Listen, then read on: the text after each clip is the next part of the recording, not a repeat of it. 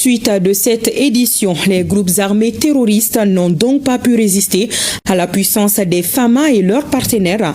Le convoi logistique en provenance de Gao est bien arrivé à Anefis, une étape très déterminante dans la suite des opérations, suivant le commentaire de Sidi El-Medi Ag Al-Baka. Par leur courage, leur détermination et leur sens du devoir, les FAMA ont marqué une page importante de l'histoire militaire à Anefif, démontrant leur engagement à accomplir leur mission sous le commandement du colonel Abtaher Meiga, commandant de la zone de défense numéro 7.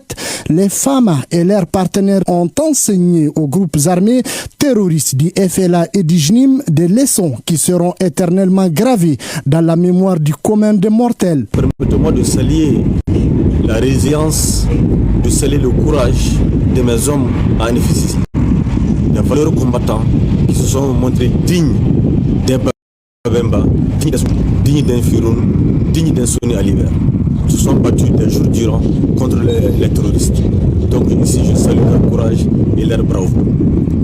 Au-delà de ça, ce convoi, effectivement, ça nous a pris 3 jours. Le Gao ici, pour qui connaît, ça ne vaut pas 300 km, parce qu'il avait beaucoup de difficultés. Mais le plus important, c'est que nous sommes là. Ça, c'est le plus important. Aujourd'hui, vous le voyez, aujourd'hui, quand je vois le sourire sur les lèvres de mes hommes, c'est une grande fierté. Je dis merci pour mes hommes, merci pour la hiérarchie militaire, pour toute la confiance. Les unités déployées viennent consolider les dispositifs opérationnels afin de poursuivre les opérations de sécurisation dans la région de Kidal et procéder à sa pacification totale. La bataille de Anefif est la preuve que la détermination des FAMA est un cas d'école. Des centaines de morts et des milliers de blessés allongés à Kidal, Talhandat et Kharbay. En somme, à Anefif, la dose était sévère dans les rangs du JNIM et du FLA. Le général de division Jean-Élisée Dao, chef d'état-major général des armées. Mon général, toutes nos félicitations à vous et à vos hommes sur les théâtres d'opération. À Anefis, comment se présente la situation au moment où nous parlons? Merci encore, madame. Merci pour cette invitation. Et quand je viens ici, c'est pour parler de la situation des opérations, ce qui se passe sur le terrain, notamment par rapport aux opérations dernières qu'on a conduites en direction de Anefis. Alors permettez-moi d'adresser mes premiers mots à ces hommes que vous voyez qui se battent jour et nuit et continuent pour les dire toutes mes félicitations, les encourager pour ce qu'ils sont en train de faire. Aussi présenter mes condoléances pour ceux d'entre nos hommes, nos martyrs qui sont tombés à l'occasion de ces opérations-là. Et puis souhaiter prompt rétablissement aussi à nos blessés. Ensuite, pour ce qui concerne la situation qui vaut aujourd'hui à Anefis. Donc je voudrais en tout cas, donner l'information à tous nos concitoyens que la situation à Anefis est totalement maîtrisée, elle est sous contrôle et vous pouvez le voir vous-même. Donc nos hommes, après plus de 20 heures de manœuvres et de combat, ont pu rentrer, casser le verrou à Anefis et puis ravitailler nos hommes là-bas parce que cette opération avait pour but principal, je dois dire, de ravitailler d'abord nos hommes qui étaient en tout cas à Anefis, mais pas que ça, parce qu'il fallait aussi faire le maximum de faits sur l'ennemi, en tout cas pour lui briser ses moyens. Voilà. Ok. Alors, oui, les attaques coordonnées du 4 juillet ont concerné plusieurs de vos emprises. Les autres ont été vite repoussées. Pourquoi la bataille d'Anefis a autant duré? Oui, la bataille d'Anefis a duré parce que Anefis rentre dans un plan global.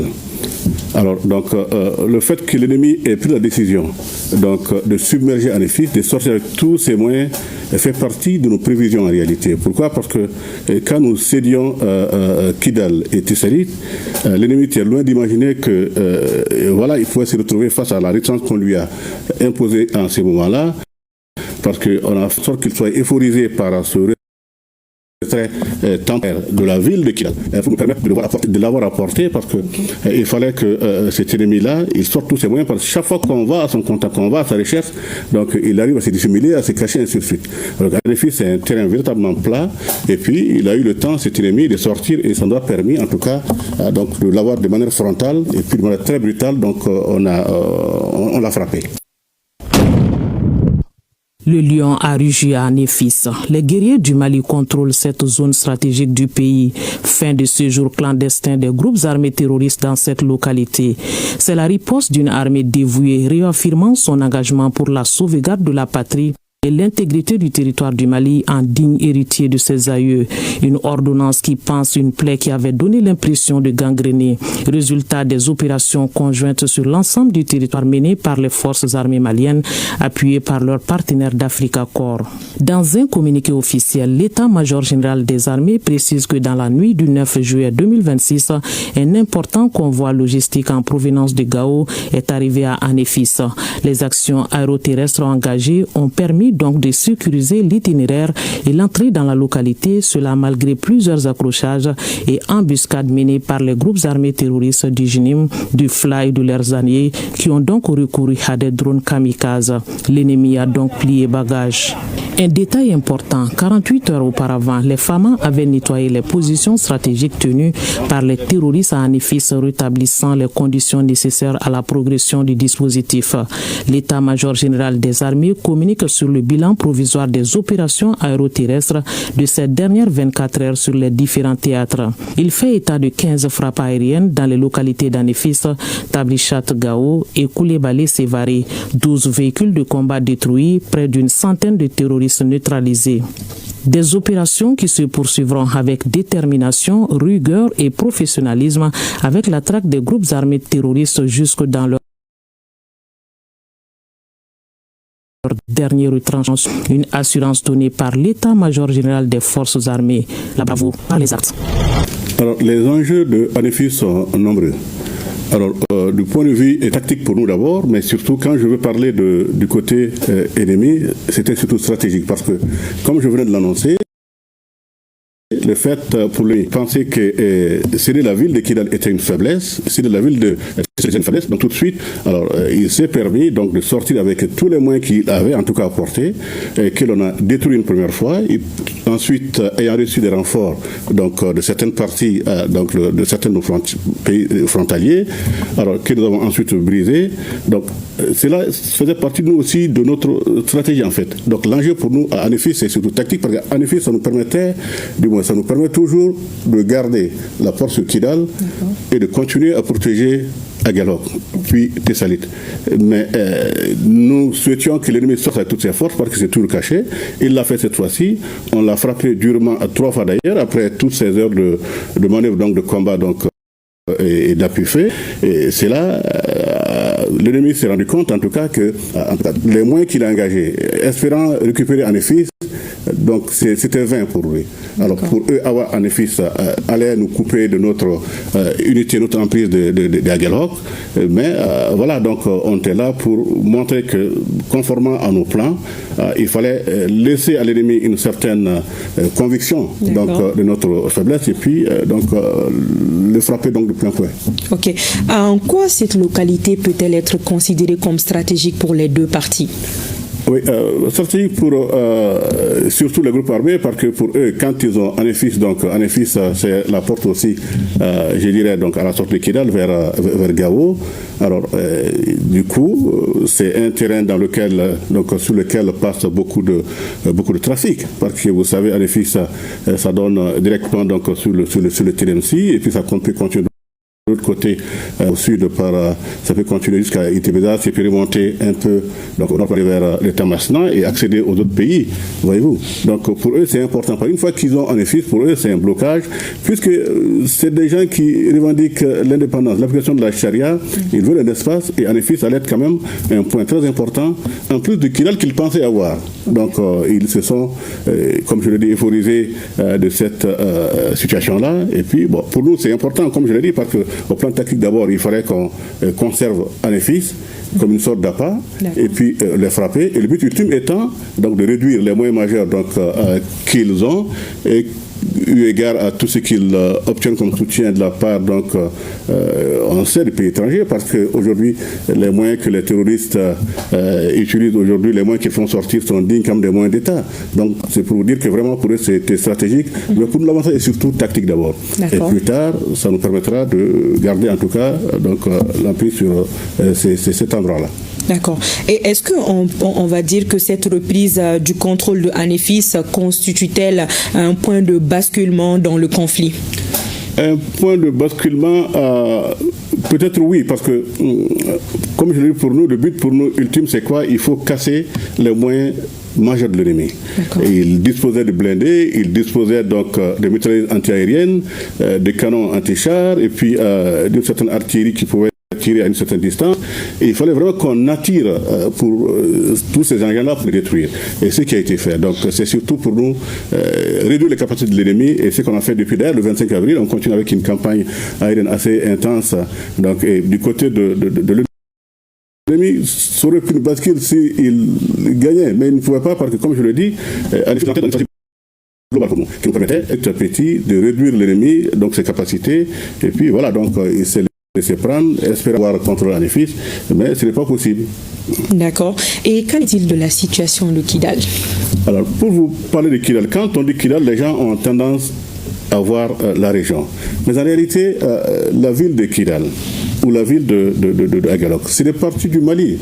Et c'est inéluctable. C'est comme un rouleau compresseur qu'on est en train de dérouler. Et on va y arriver. Voilà, on va y arriver. Et c'est sûr que, voilà, donc l'ennemi. En tout cas, on l'a brisé. Son rêve a été brisé cette fois-ci. Il va tenter de se reconstituer. On va continuer à le surveiller. Et puis, il va lever la tête, ça c'est sûr.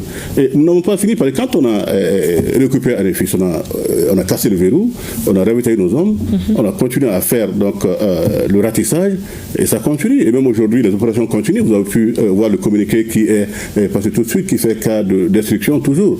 Donc on continue, on va continuer à les harceler, on va continuer à les frapper jusqu'à ce qu'ils se rendent ou bien voilà, donc ils quittent. Voilà. D'accord. Donc, après ces succès opérationnels, quelles sont les actions que vous comptez mener pour protéger les populations civiles et empêcher de nouvelles infiltrations? Voilà, donc, vous savez, la protection des populations civiles est une partie importante de nos missions parce que c'est pour ces populations que nous nous battons. Je voudrais profiter de votre micro pour remercier les populations de la résilience et tout le soutien qu'ils nous apportent. Et je voudrais aussi mentionner des cas de l'hôpital, donc du directeur de l'hôpital de Gao, qui nous a soutenu hier avec une centaine de kits pour venir au secours, donc aider les blessés. Alors, donc, quand on a la chance d'avoir un pays aussi grand que le Mali, on va être confronté à certains défis, des défis frontaliers, des défis d'occupation d'espace, ainsi de suite. Donc, forcément, l'ennemi va tenter toutes les infiltrations. Mais partout où ça va sortir la tête, on sera là pour répondre. Les populations, comme je vous l'ai dit, sont au centre de tout ce que nous faisons. Donc, nous sommes missionnés par les autorités pour les protéger, ces populations-là.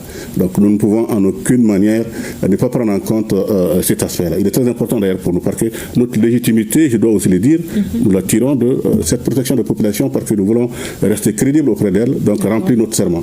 Ok. Alors, quel bilan peut-on dresser aujourd'hui de l'ensemble des opérations menées suite aux attaques simultanées du 4 juillet? Oui, depuis le 4 juillet, effectivement, entre 4h, 5h moins et 5h30, on a vu donc une sorte de déferlante de vagues terroristes sur certaines de nos positions. Alors donc, elles ont toutes été contenues, brisées, et aujourd'hui, on peut dire qu'on a un bilan quand même qui est en train d'évoluer en termes de destruction du côté ennemi. Je peux vous dire qu'on a dénombré plus d'un millier donc de terroristes neutralisés, aussi en termes d'engins blindés, donc 10 au départ qui a évolué cet après-midi donc pour aller vers 14 qu'on a identifié formellement parce qu'à la rentrée d'Anefis 10 engins blindés étaient identifiés formellement. Plus tard donc les retraites ont continué, donc 4 autres ont été retrouvés à la périphérie. En termes de véhicules donc qui portent des armes majeures telles que des armes antiaériennes, les U-23 et les mesures de 14-5 dans les pays lourds, là c'est un peu plus de 20, donc 24 bien sûr. Et puis pour d'autres véhicules, des véhicules simples de transport aussi de combattants, donc des véhicules tactiques, on en a aussi détruit donc une trentaine, sans compter les motos qui vont autour de 300. Donc, et puis plein d'autres dégâts que l'ennemi a subis. Alors du côté ami, je déplore quand même, nous déplorons la perte d'une trentaine de personnes pour le monde, d'une trentaine de martyrs, de camarades qui sont tombés, paix à leur âme. Et puis voilà, donc on a des blessés aussi, une soixantaine, dont des cas graves. Et voilà, donc nous les souhaitons tous prompt rétablissement. En tout cas, le bilan il est élogieux du côté donc des FAMA et de leurs partenaires. Alors quand on écoute en tout cas ce qui s'est dit dans les rangs de l'ennemi lui-même, alors c'est la première fois qu'il soit foudroyé de cette manière-là. D'accord. Et on va continuer à le faire parce que nous n'avons d'autres options. C'est notre pays, il faut qu'ils reviennent. Voilà, ils reviennent à la maison pour ceux qui sont maliens, pour ceux qui ne sont pas maliens, et qu'ils retournent dans leur pays. Alors, au niveau politique, donc les conditions pour que les gens reviennent donc, dans le processus de paix, il est bien clair. Donc c'est l'occasion que vous me donnez aussi de le lancer un appel pour dire que notre pays est un et indivisible, et nous attendons qu'il se manifeste rapidement, sinon le rouleau compresseur qu'on est en train de dérouler, il va continuer, Dieu voulant. Ok. Alors, mon général, ce n'est pas la première fois que vos troupes sont confrontées à ce genre d'attaque coordonnée. Quel enseignement tirez-vous de cela? L'enseignement principal, c'est que pour nous, c'est comme une sorte de test grandeur nature, parce que voilà, donc ils ont commencé, en tout cas de manière assez violente, sinon la plus violente avant celle de l'Anefis-là, par les attaques du 25 avril. Voilà, donc et ensuite ça a continué, donc quelques semaines après pour le 4 juillet. On voit une sorte je dirais, de reconfiguration des capacités ennemies, parce que ce qu'on a détruit le 25 avril, on a vu la vitesse avec laquelle ils ont pu reconstituer. Ils n'ont pas les ressources nécessaires pour faire ça. Ils n'ont pas la capacité normale, eux-mêmes en tant que groupe armé terroriste, d'acquérir de manière donc ces armes-là, si ce n'est pas par le soutien des pays étrangers. Donc ils ont des sponsors étrangers, nous le savons. Et nous comprenons aussi qu'ils sont dans cette dynamique parce que le jeune garçon qui prend son arme et puis crie Allah Akbar avant de tirer sur le transporteur civil ou avant de tirer sur n'importe qui, est loin d'imaginer que alors, les cartouches qu'il utilise viennent des soldats qui lui il appelle Kafr, donc des gens qui sont en train de les soutenir donc de loin. Donc c'est des gens manipulés, c'est des gens instrumentalisés, donc c'est des gens endoctrinés. J'espère bien qu'ils vont se rendre compte que le combat qu'ils tentent de mener n'aboutira jamais et que ça n'en vaut pas la peine et qu'ils reviendront sur le bon chemin. Voilà, donc en tout cas c'est une sorte je dirais de volonté de déstabilisation, voilà, donc qui est inspirée par notre puissance et qui essaie de passer par de pauvres jeunes dont je déplore la mort d'ailleurs, voyez-vous. Donc ils vont le comprendre, j'espère bien. On espère tous. La sécurisation du territoire national est un défi aujourd'hui. Avec quel état d'esprit les FAMA font-elles face à ce défi? Alors, les FAMA font face à ce défi avec beaucoup de dignité, beaucoup de détermination. Parce que, comme je l'ai dit, quand on a la chance d'avoir un pays aussi grand que le Mali, et heureusement très riche aussi, on s'attend à ce que ce pays fasse l'objet de convoitises. Des convoitises donc internes mais aussi externes. Mais quand les deux se rejoignent, ce qui amène donc la violence à ces niveaux-là. Alors, nous abordons cette question avec de la détermination parce que c'est notre mission, c'est notre serment, et nous ne pouvons pas faire autrement.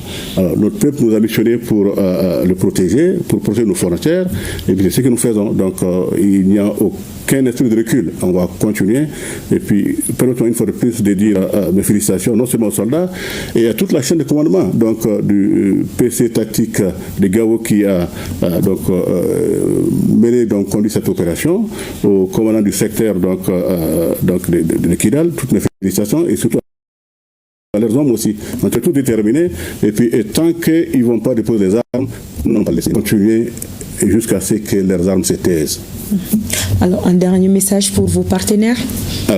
Pour dire que nous sommes avec des partenaires avec lesquels nous conduisons des opérations conjointes. Donc, je voudrais aussi leur dire notre fierté de travailler avec eux, de monter à l'assaut avec eux, de planifier des opérations avec eux, de continuer à nous battre avec eux.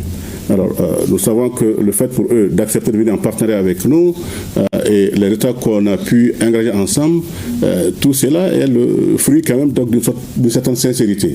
Et c'est que nous avons toujours entendu de tout ce qui se fait à nous, donc un partenariat dans la dignité, un partenariat dans la sincérité, et puis voilà, donc, de cette manière-là, on pourra aboutir donc à des très bons résultats. Je voudrais dire, avant de continuer, permettez-moi que quand vous regardez la situation que l'on est en train de vivre, vous voyez un peu, il y a quelques mois déjà, ces groupes armés terroristes se baladaient et attaquaient les citernes, donc à tout bout de chemin, donc avec une certaine aisance, ainsi de suite. Alors, quand on les a rattrapés, alors aujourd'hui, vous pouvez remarquer qu'ils sont en train de fuir ces citernes qu'ils attaquaient avant. Aujourd'hui, ce matin, nous avons ravitaillé Bamako avec 900 et quelques citernes. Ça, c'est ce matin, sans compter ce qui est rentré hier. On va approcher chercher donc le millier. Alors, ils ont shifté, ils ont changé pour maintenant s'orienter vers des cibles beaucoup plus molles encore. Des civils qui voyagent, qui n'ont rien à voir avec donc les cieux pour lesquels ils revendiquent se battre. Et puis voilà, donc là aussi, quand on a pu les rattraper, les frapper, maintenant, ils se cachent et difficilement on les voit. Ils se manifestent. Et puis la dernière tentative, c'est celle du 4 juillet. Et puis je crois qu'ils en ont retenu une très bonne leçon. Quant à ces précisions et encore félicitations à vous et à vos hommes. Avant de